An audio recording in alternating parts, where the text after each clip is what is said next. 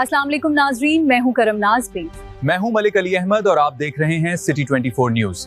आइए नजर डालते हैं आज की अहम खबरों पर।